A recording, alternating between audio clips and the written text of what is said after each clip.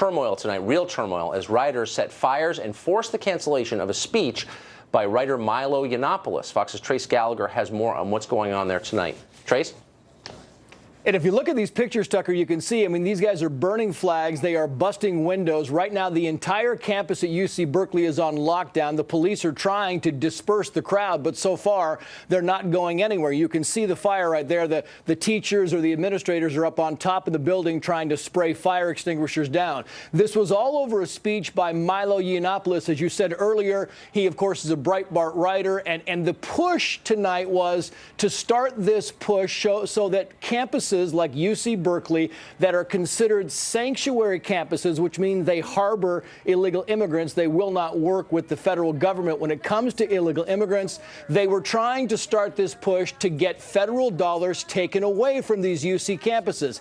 Anybody who does not know, Janet Napolitano, who is the former head of Department of Homeland Security, former Arizona governor, she is now the president of the UC system. And right after Donald Trump was elected, she made this push to start this sanctuary campus policy that they would not comply with the feds. And what the Republicans on campus and what this speech was about tonight was to try and get this campus and other UC campuses, get federal dollars taken away from them if they are not going to abide by federal law.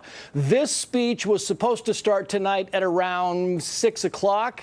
Well, they canceled it at 5 o'clock. The riots really began around that same time. And now you can see the crowd, it seems to be dispersing. Half the signs are anti-Milo signs. The other half are anti-Trump signs. So there's clearly a bigger issue going on here. The young Republicans on campus who are putting this thing on were told they could have the speaker, but they would have to pay the cost of the extra security. And they said fine. But of course, the protests, as you can see, have been ongoing now for a couple of hours, and police are having a difficult time trying to disperse this crowd. But the entire campus remains on lockdown tonight, except for these people who apparently won't leave. Tucker. So, Trace, what exactly are we looking at? Do you know? We've got pictures here which are either live or just briefly delayed, and it appears to be some kind of vehicle. I can't tell what it is. It's a husk, a burned-out husk. What is that? Yeah, I mean, it is. It's like a to be honest, I don't know what that vehicle is. It looks like there's a wheel on top. I don't know if that is some kind of a vehicle. If you know, Jessica, just yell out at me. But I know they've been, you can see pictures earlier, they're up and they're slamming and busting into the windows. They've been throwing stuff at the police officers around there. They've been carrying protest signs around. They've been lighting flags on fire. And when one fire is put out, they go up and they light another one. Right now, they look to be just kind of standing around, but there is clearly an element of this crowd that is trying to stir things up. They think it's partly teachers. There are a lot of students there, and there are a lot of outsiders that came specifically to protest Milo Yiannopoulos' speech tonight on campus. So the breakdown, we don't know. Some of these pictures are from earlier. This is not the campus. That's in downtown Berkeley itself. You can see the campus right there, and when they kind of widen out, you can see that there is a fairly sizable crowd on hand for this. And again, it looks like it could be some kind of a cart that was overturned and then lit on fire. But quite honestly, I'm unclear. A trailer of some sort, maybe like a food trailer of some sort that might be, Tucker. With the tires burned off. These pictures are a little confusing, Yeah. Trace, because there's no evident law enforcement presence. People are standing around this burning vehicle like it's a campfire. You don't. Where are the cops here? They're there. I mean, it's kind of hard to see them, but we've been watching this for a while now. They're there. I just don't know exactly where they are. I mean, they were inside the building. They were on top of the building. They were surrounding this. But they are certainly not being aggressive. I mean, look, you're talking about UC Berkeley. The protests here go back 50, 60 years, right? They do this on a pretty regular basis, and they knew this was going to happen. Go ahead, Tucker.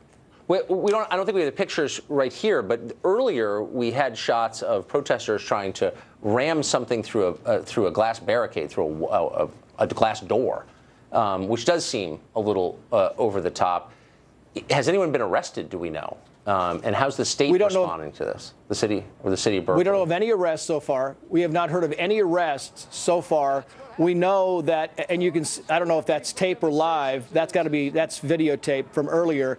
You can see they keep lighting these We don't know of any arrests so far, but again, this is all kind of a fluid thing. We don't know the response from the state. I mean, UC Berkeley has its own force. They've brought in some, we know they've brought in some local police from around the area to patrol this, but they're kind of in a backed off position right now. They've told people that this to leave. This is kind of a lockdown situation. But as far as tear gas, as far as going after and pushing some of these kids away and these teachers and whoever else might be a part of this crowd away, we haven't seen that yet, but we do know there is a police presence. Yeah, well, this is the new posture of American law enforcement during riots, hands off. And just to recap, so this began, and as you noted, there are probably a bunch of different causes for this, but it was certainly precipitated by a speech that was supposed to be given by Milo Yiannopoulos, who's a writer and a provocateur, a conservative, among other things. Where's he? Do we know? He's gone. I mean, he left. So he was supposed to speak, and he actually made it on campus, but he left. As soon as this stuff got kind of violent and they started lighting the fires, they escorted him out. So we were told about 45 minutes ago that Milo Yiannopoulos was gone. He had left the building, and they canceled the speech, and that was that. But these guys didn't leave. The protesters stayed on, and when they were told to push back, they kept getting a little more violent and started breaking things, started lighting things, and now you can see they're just kind of milling around. But there are certainly some agitators there that are trying to cause some trouble. Right. So the people who committed violence got to speak, but the person who didn't had to leave. I guess that's maybe one of the lessons. In essence. Trace Gallagher, thanks a lot for that. Appreciate it. All right.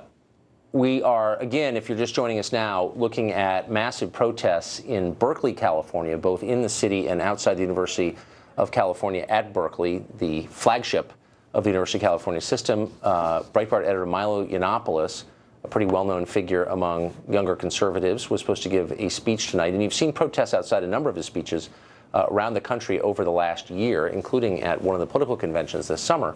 But I don't think we've ever seen anything like this, where the protests have flowered into outright violence. He, as Trace Gallagher just said, left the scene, not voluntarily, without speaking, after the crowd began burning things at one point, and I hope we'll have the tape of this. Protesters, rioters, were trying to breach a glass door with some sort of rolling object. There are reports that fireworks were thrown. We have tape of some kind of explosions going off in the bonfire there, and some sort of vehicle was torched. We've heard that police are on the scene. They are not evident in any of this video. No law enforcement is. So it's a little unclear exactly what's being done to quell these protests. Trace Gallagher is still with us. Trace, have we heard anything from the civil authorities, from any elected officials at all in Berkeley or across the Bay in San Francisco, or maybe from the state of California? We've heard nothing. I mean, we're checking the wires right now. We're making some phone calls. We've heard no statements, and we've heard nothing come across the wires from any of the officials that are actually in Berkeley. We've heard nothing from the administration of Berkeley except that this was canceled. We just found out about 30 seconds ago, Tucker, that this was one of a couple of speeches that Milo Yiannopoulos was supposed to give at the UC system. In fact, tomorrow night here in Los Angeles, he was supposed to speak at UCLA. Part of the same thing, right? To take the federal money away from these sanctuary campuses. Well, now that invitation to speak has been rescinded, so that will not happen tomorrow night because they're afraid this same thing might happen. But as far as response from any officials, either on the campus of Berkeley or around the police authorities, we've heard nothing except for the fact that it's on lockdown. The crowd was told to disperse. The event was canceled. Milo Yiannopoulos was taken away. But as far as what's next, what's happening, and what the ramifications are if you stay on campus and keep protesting, we have so far heard nothing. Tucker. So, I mean, the irony, of course, is that Berkeley is the cradle of the so-called civil rights movement, rather free speech movement, started in 1964. And the idea was this was a place where you could say whatever you wanted, no matter what the man thought. And, of course, now we're looking at something that's very much the opposite of free speech. We're looking at censorship by violence, where the only people who get to speak are the ones who set things on fire and break windows. And you're disadvantaged because this is just breaking now, but I wonder if any of the guardians, self-described of free speech, Penn or the ACLU or people who are out there to protect your First Amendment rights have piped up over this. Yeah, and so far we've heard nothing about that. I'm sure we will hear in the hours to come, in the days to come, a lot more about this. Look, we all know that Berkeley is very much a left-leaning campus. They do have a fairly sizable Republican group on campus that actually promoted this, that got the administration to let Milo Yiannopoulos speak. And again, I said earlier, the caveat being that if he spoke, that the Republican group on campus would have to pay the extra cost for security, and they said fine. I'm sure nobody thought this was going to happen, but they clearly knew there were going to be protests with social media in the past couple of days. This has been planned. This has been, stoked. The fires have been stoked to have, and I mean that metaphorically, to have this type of a protest on campus tonight. But nobody quite expected this. And as for who's handling it and who's in charge and what reaction we're supposed to be getting right now, it all seems to be a little slow in the pipeline. Yeah, Tucker. I've noticed that. I mean, obviously nobody's in charge. But what's so striking, if I heard you correctly, is that the group that brought this writer, and whether you agree with Milo Yiannopoulos or not, whether you can pronounce his last name or not, he is a writer with political views, which he was hoping to express. And you're saying that the school was forcing the people who were bringing him on campus to pay the cost of extra security, not forcing the groups holding the protests, the ones threatening violence, to pay the cost of security. Is that right? Can that be true? That's correct. That was the deal. Yeah, the deal was that they can have this, but they knew there were going to be added costs. So the deal was, if you want a controversial speaker to come on campus and speak, there will be protests. So they need to have security, and that apparently the Republican club decided that they would foot the bill for the added security. Again, we haven't spoken to anybody from this group, and we don't know if people from this group are milling around among these protesters trying to kind of get their point across as well. And again, we don't know the breakdown of the protesters. We know some are students. We know, we've been told, some are teachers, and we know that some are outsiders. The rest, we can't fill in the blanks because we just don't know enough about them right now. We do know that at some point tonight, this began getting very violent with the fires and the throwing things at some of the police officers and breaking windows and such. And again, we would say that, we don't know who the agitators are in the crowd. Are they outsiders? Are they students? Are they professors? We do not yet know that. Okay. Trace, I want to stop there, and if you'll just stay with us. We have Milo Yiannopoulos on the phone right now. We want to go to him. Milo, you there? Hi, Tucker. How are you? I'm interested in what happened exactly. So tell us. Our understanding is you were set to give a speech at UC Berkeley tonight. You knew there were going to be protests, and then violence erupted, and you had to leave. Is that correct? And fill in the blanks for us. Right. Well, we knew there would be protests from the social media activity. We knew from the police. I have a pretty good sense of when things are going to get a bit rowdy, and we knew that UC Berkeley was going to be a problem, not least because they have a big free speech problem. Obviously, it's a liberal campus, so they hate any libertarians or conservatives who dare to express an opinion on their campuses. They particularly don't like me. And so this evening we got into the building, started preparing for the show, and people started arriving in black clothes and masks. They were clearly carrying concealed shields and weapons and things. And then stuff started being hurled at the building. There were rocks being thrown, various other things being thrown at the building. Eventually, the ground floor was breached, and I was evacuated. Who evacuated you? My security detail. I have an excellent team of Navy SEALs, various other people, and some of the police from the local area. Tell me if I'm misreading this, but this looks like the nightmare scenario. This looks like political violence designed to squelch opinions the perpetrators of that violence disagree with. Am I reading it correctly? That's exactly what it is. And what's particularly scary and should be particularly troubling is it not only happened on an American college campus, supposedly in the land of the free, these are these places where you should be able to engage with different ideas, places where you should be able to hear speakers. And students who come to my talks who don't necessarily agree with me but just want to hear the other side, they were prevented from doing so this evening by violence from the left that is terrified of anyone who they think might be persuasive or might be interesting or might take people with them. I am not, a scary far-right, kind of neo-Nazi as some of the posters claim. They put those things on posters to try to legitimize their own violence against me and against my supporters. Instead, I'm just a sort of libertarian, gay, Trump-supporting provocateur who likes to, present interesting arguments. And we have good fun shows with huge sold-out audiences, very, very popular. I'm probably the hardest ticket on American college campuses. Students absolutely love me, but there's more loud